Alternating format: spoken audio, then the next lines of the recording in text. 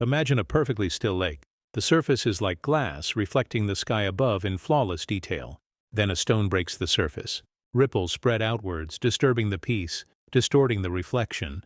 Conflict in our relationships is much the same. It starts perhaps with a harsh word, a misunderstanding, a clash of wills, and suddenly that calm, that connection is disrupted. You might recognize it in the tense silence at a dinner table after an argument, the unspoken words hanging heavy in the air. Or maybe it's that feeling of walking on eggshells around someone you love, afraid to say the wrong thing, afraid to trigger another wave of disagreement. It's like a beautiful garden, once vibrant and full of life, slowly becoming overgrown with weeds, those unresolved issues, the hurt feelings, the growing distance.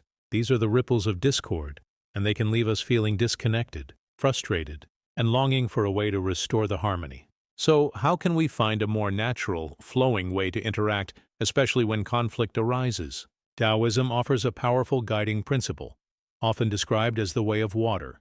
Think of water, its incredible power, and yet its gentle nature. The highest good, as the Tao Te Ching tells us, is like water. It benefits all things, yet it doesn't compete. It seeks the lowest places, the paths of least resistance. This illustrates two key concepts. First, Wu Wei, often translated as effortless action. In relationships, this doesn't mean doing nothing. It means not forcing solutions, not pushing against the current, but allowing for natural responses, listening deeply, and responding with awareness. Second, there's the concept of yielding. Imagine water encountering a rock. It doesn't try to smash through. It flows around it. Or picture a bamboo stalk in a strong wind. It bends, it yields, and because of this, it doesn't break. A skilled negotiator understands this. They find common ground, seeking collaboration rather than imposing their will. And a sailboat, rather than fighting against the wind, harnesses its power, adjusting its sails to move with the prevailing force. This yielding, this flexibility, is a core principle in navigating the currents of conflict. To truly navigate conflict, we need to go beyond the surface, beyond the immediate clash. We need to learn to hear the unspoken. Taoism emphasizes emptiness, receptivity, the idea that we must create space within ourselves to truly understand. Think of an empty cup. It's ready to receive, to be filled. A cup that's already full, overflowing, can't take in anything new. Similarly, if we approach a conversation with our minds already made up, full of our own opinions and judgments, we can't truly hear the other person. It's like listening to music. To appreciate the melody, we need to pay attention not just to the notes themselves, but also to the silences between the notes. Those spaces, those pauses are essential to the overall experience. In a conversation, especially a difficult one, the unspoken is just as important as the spoken. Pay attention to the other person's body language, their posture, their facial expressions. Listen to their tone of voice, not just the words they're using. Are they truly angry, or are they scared, hurt, or feeling unheard? Imagine you're trying to understand a language you don't speak fluently. You wouldn't just focus on the individual words. You'd listen intently to the inflection, the rhythm, the emotion behind them to grasp the meaning. True understanding, especially in the midst of conflict, requires this kind of deep, receptive listening, emptying ourselves to truly hear what the other person is communicating, both with their words and without. Once we've truly listened, how do we respond? Taoism teaches us the profound power of softness, of flexibility. This isn't about being weak, it's about strategic yielding, understanding that true strength often lies in adaptability. Consider a willow tree during a fierce storm. Its branches bend and sway with the wind, allowing it to survive. A rigid oak, on the other hand, might resist the force of the wind and ultimately break. The willow's flexibility is its strength. In our interactions, this translates to responding with gentleness, even when we feel provoked. It might mean choosing a calm, measured tone of voice, even when anger is bubbling inside. Instead of meeting force with force, escalating the conflict, we choose a different path.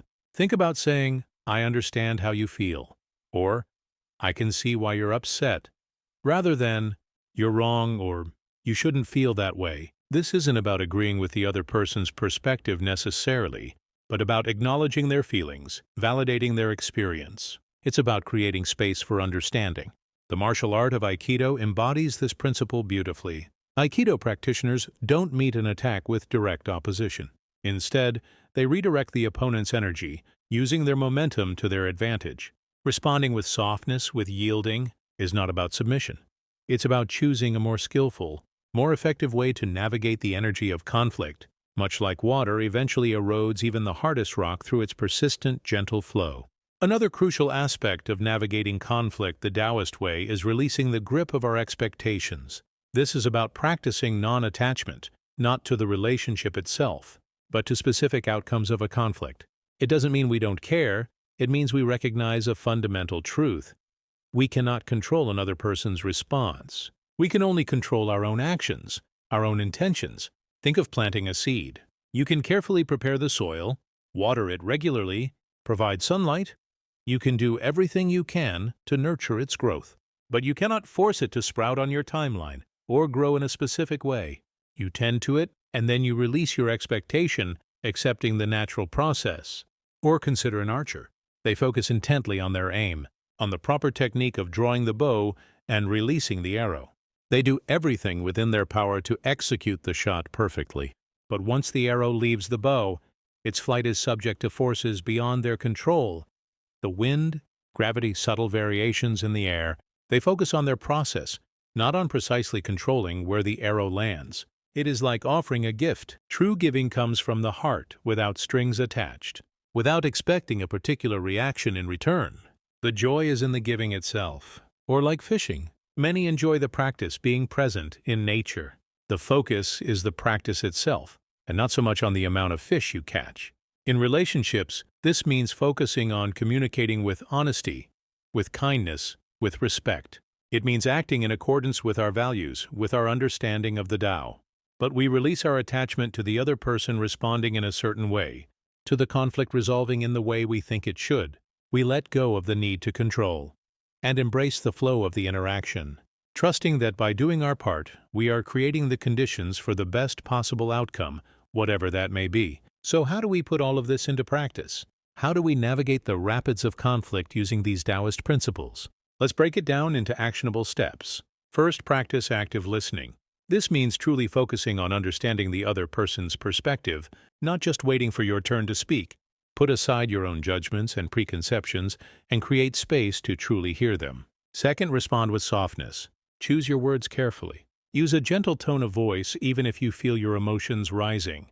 Practice using I statements, like, I feel hurt when, instead of you statements, like, you always. This simple shift can dramatically de-escalate a conflict. Third, release expectations. Focus on your own actions, on communicating clearly and respectfully. Let go of the need to control the other person's response or the outcome of the conversation. Remember the archer, focusing on their aim, not on forcing the arrow to hit a specific spot. Fourth, embrace the flow. Accept that conflict, like the ebb and flow of a river, is a natural part of any relationship. It doesn't mean something is wrong, it's simply a part of the dynamic. Sometimes the river flows smoothly, sometimes it encounters rapids. The key is to navigate them with skill and awareness. And finally, cultivate inner peace. The more centered and grounded you are within yourself, the less reactive you'll be in the face of conflict. Practices like mindfulness, meditation, or even just spending time in nature can help cultivate this inner stillness. Imagine yourself as that calm, flowing river, able to navigate obstacles with grace and resilience. If a conversation becomes too heated, don't be afraid to take a break. Step away, breathe deeply, and return when you're both feeling calmer. This isn't avoidance, it's a conscious choice to create a more conducive environment for understanding. By embracing these Taoist principles, listening deeply, responding with softness, releasing expectations, and cultivating inner peace, we can navigate conflict with greater skill and awareness. This can lead to greater harmony, deeper understanding, and stronger, more resilient relationships.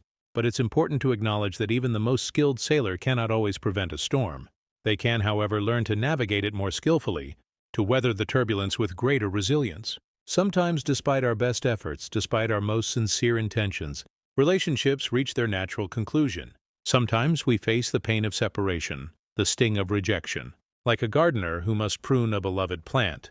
Knowing it's necessary for healthy growth, even though it's painful, we must sometimes accept endings. Even with the wisdom of the Tao, navigating conflict doesn't guarantee a specific outcome. Sometimes we face the pain of separation, the sting of rejection.